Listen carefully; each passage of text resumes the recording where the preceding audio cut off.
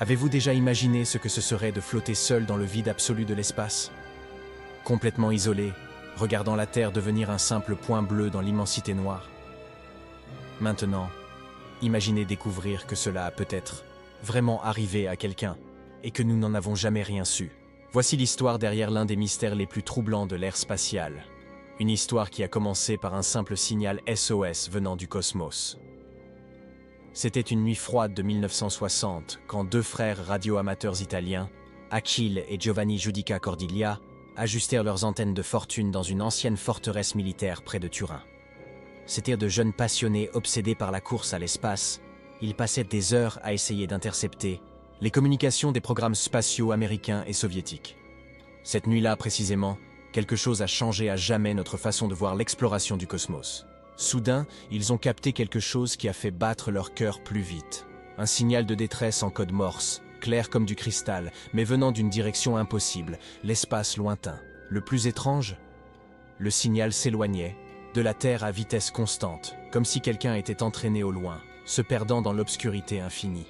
C'était comme entendre quelqu'un crier au secours dans une foule, mais réaliser que la voix devient de plus en plus distante, jusqu'à se transformer en un murmure fantomatique. Ce moment marque la naissance de l'une des théories les plus inquiétantes de l'exploration spatiale. L'existence de cosmonautes perdus. Pensez-y comme à un iceberg gigantesque flottant dans l'océan Arctique. Ce que nous voyons à la surface, ce sont les succès glorieux, les sourires radieux des héros de l'espace, les gros titres de célébration.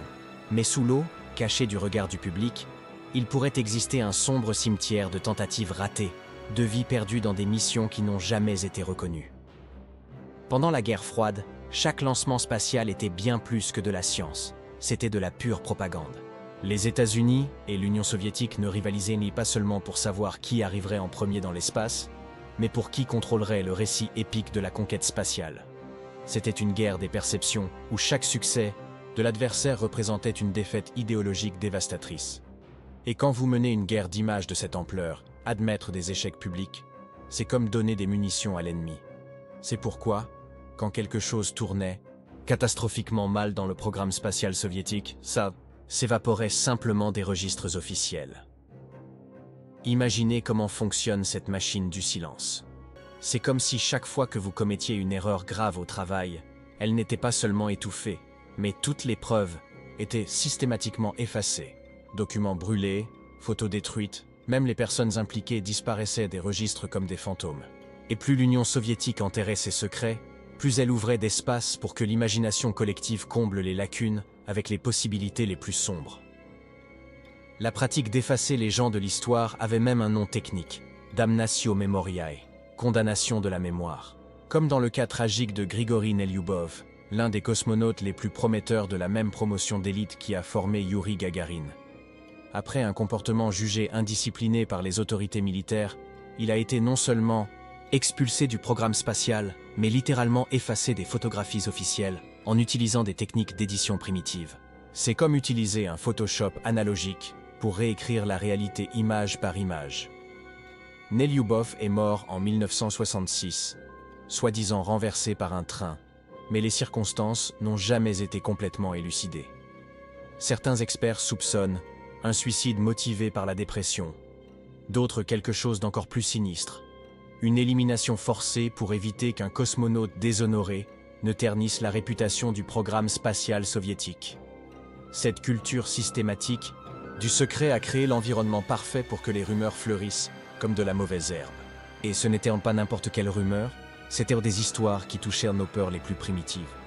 L'idée de quelqu'un perdu dans l'espace, appelant au secours sans que personne ne puisse l'aider, est terrifiante d'une manière unique. C'est comme être enfermé dans une pièce scellée qui perd son oxygène, sachant qu'on manque d'air, mais que personne n'arrive à vous entendre crier.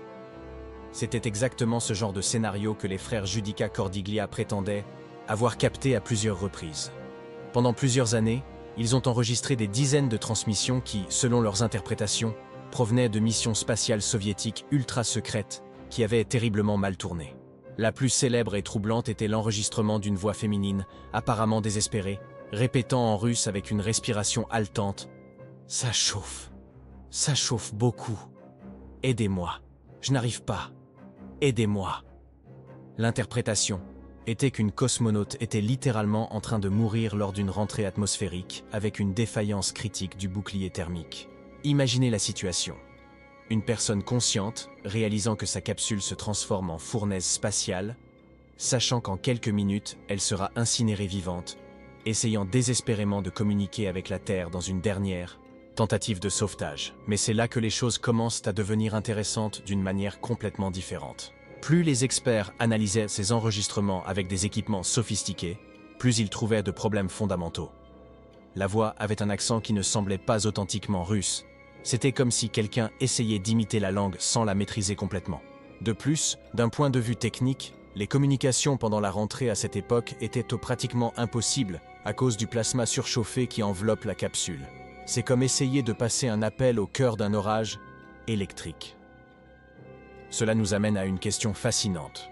Au milieu de tant de secrets réels, combien du mystère a été créé artificiellement par la paranoïa collective? C'est comme ce jeu du téléphone arabe auquel nous jouions enfants. L'histoire originale a pu être complètement transformée en passant de personne en personne, de pays en pays, jusqu'à devenir quelque chose de méconnaissable et terrifiant. Ajoutez à cela l'atmosphère toxique de paranoïa de la guerre froide, où chaque camp était désespéré de trouver les failles de l'adversaire. Et vous avez le scénario parfait pour que les rumeurs se transforment en faits établis, répétés, si souvent qu'ils prennent vie par eux-mêmes. La presse occidentale n'a pas perdu de temps pour exploiter ces sombres possibilités. Des gros titres sensationnalistes criaient au sujet de tentatives ultra-secrètes d'envoyer des humains dans l'espace avant même le vol de Gagarine, de capsules revenues carbonisées portant des corps méconnaissables, de cosmonautes délibérément sacrifiés dans des missions suicides pour tester des équipements. L'une des histoires les plus troublantes mentionnait une jeune cosmonaute agonisant dans le vide de l'espace, ces derniers mots étant captés par des antennes terrestres pendant que son orbite se dégradait inexorablement. Des histoires comme celle-ci se répandaient plus vite que la vitesse de la lumière, alimentant un cercle vicieux de spéculation et de désinformation. Mais tout n'était pas de la paranoïa injustifiée. L'Union soviétique avait vraiment une longue histoire de dissimulation de tragédies épiques. En octobre 1960, la catastrophe de Nedelin a tué entre 60 et 150 personnes quand un missile R-16 a explosé pendant les préparatifs de lancement. L'explosion était si violente qu'elle a vaporisé des dizaines de techniciens instantanément. L'accident a été si méticuleusement dissimulé qu'il n'a été officiellement reconnu que des décennies plus tard, quand l'Union soviétique n'existait. Déjà plus des cas plus liés à l'exploration spatiale ont aussi été enveloppés dans ce rideau de silence. La mort de Valentin Bondarenko, jeune cosmonaute qui est mort brûlé dans une chambre de test quand une étincelle a enflammé l'atmosphère riche en oxygène, n'a été révélée que dans les années 80, 2 décennies après les faits. Même la mort de Yuri Gagarin est entourée de versions contradictoires qui n'ont jamais été totalement élucidées. Quand de vraies tragédies sont traitées comme des secrets d'État pendant des décennies, il devient facile de comprendre pourquoi les théories sur les cosmonautes perdus ont pris de l'ampleur. C'est une logique simple. S'ils cachent les morts dont nous savons qu'elles ont eu lieu, quelles autres tragédies peuvent être cachées dans les archives classifiées?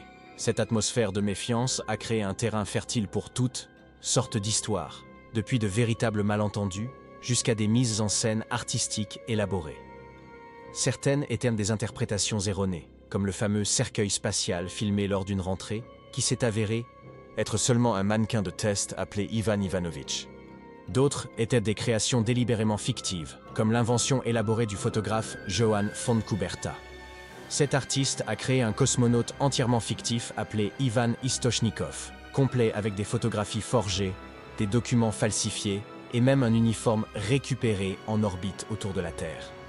L'histoire a été construite avec une telle vraisemblance que des musées et des journaux sont arrivés à la diffuser comme réelle. Quand von Kuberta a révélé que tout était une critique artistique de la manipulation de l'information pendant la guerre froide, le mal était déjà fait. Mais peut-être que le cas le plus emblématique de la façon dont notre peur de l'espace se matérialise est la fameuse photographie de Bruce McCandless flottant complètement libre dans le vide en 1984. Là se trouvait un être humain totalement lâché dans le cosmos, ne dépendant que de sa combinaison spatiale et de petits propulseurs. Une erreur de calcul, une défaillance minime, et il aurait pu être lancé vers l'infini, condamné à orbiter pour toujours comme un satellite humain conscient. Cette image cristallise notre peur la plus profonde de l'exploration spatiale. Dans l'espace, Il n'y a pas de seconde chance, pas d'équipe de secours, pas d'hôpitaux. C'est l'environnement le plus hostile que nous connaissions, où la différence entre la vie et la mort peut se mesurer en millimètres de métal ou en degrés de température. Et si nous avons déjà eu des tragédies confirmées comme celle de Soyouz 11, où 3 cosmonautes sont morts par dépressurisation, pourquoi serait-il impossible qu'une mission ultra secrète se soit terminée dans un silence absolu? La fascination pour ces mystères va au-delà de la curiosité. Elle touche à quelque chose de fondamental dans la nature humaine. Notre besoin de connaître la vérité complète, surtout quand elle nous est refusée. C'est comme essayer de faire un puzzle quand quelqu'un a caché la moitié des pièces. La tentation d'imaginer ce qui manque devient irrésistible. Aujourd'hui, des décennies après la fin de la guerre froide, beaucoup d'archives ont été ouvertes et des secrets révélés. La plupart des experts s'accordent qu'il n'y a pas de preuves solides de cosmonautes vraiment perdus dans l'espace lors de missions secrètes. Les histoires les plus convaincantes ont été démontées une par une, que ce soit par des problèmes techniques dans les enregistrements, des incohérences dans les récits ou des révélations qu'elles étaient des mises en scène. Mais cela ne diminue pas le pouvoir de ces récits. Ils persistent parce qu'ils capturent quelque chose de vrai sur cette époque. La sensation qu'il se passait beaucoup plus que ce que le public savait. Que derrière les sourires officiels existait un monde sombre d'échecs et de tragédies. En un sens, même en étant fausses, ces histoires racontent une vérité plus grande sur les coûts humains de la course à l'espace. Le mythe des cosmonautes perdus nous enseigne aussi sur la façon dont nous consommons l'information. À une époque où les deepfakes et la désinformation sont de plus en plus sophistiqués, ces histoires servent d'avertissement sur notre tendance à croire ce que nous voulons croire, surtout quand cela confirme nos préjugés ou nos peurs. En même temps, elles soulignent l'importance de la transparence dans l'exploration spatiale. Aujourd'hui, avec les retransmissions en direct des lancements et la communication constante avec les astronautes, il serait pratiquement impossible de cacher une tragédie spatiale. Cette ouverture ne satisfait pas seulement notre curiosité, mais honore aussi le sacrifice de ceux qui ont risqué leur vie pour repousser les frontières de la connaissance humaine. Au final, peut-être que le vrai mystère n'est pas de savoir s'il y a eu des cosmonautes perdus dans l'espace, mais pourquoi ces histoires continuent à nous fasciner autant. Elles parlent de notre relation complexe avec l'inconnu, notre désir simultané d'explorer le cosmos et notre terreur de nous y perdre. Elles représentent le côté sombre de notre plus grande aventure en tant qu'espèce, le voyage au-delà de la Terre. Vérité ou fiction, le mythe des cosmonautes perdus est devenu une partie permanente du folklore spatial.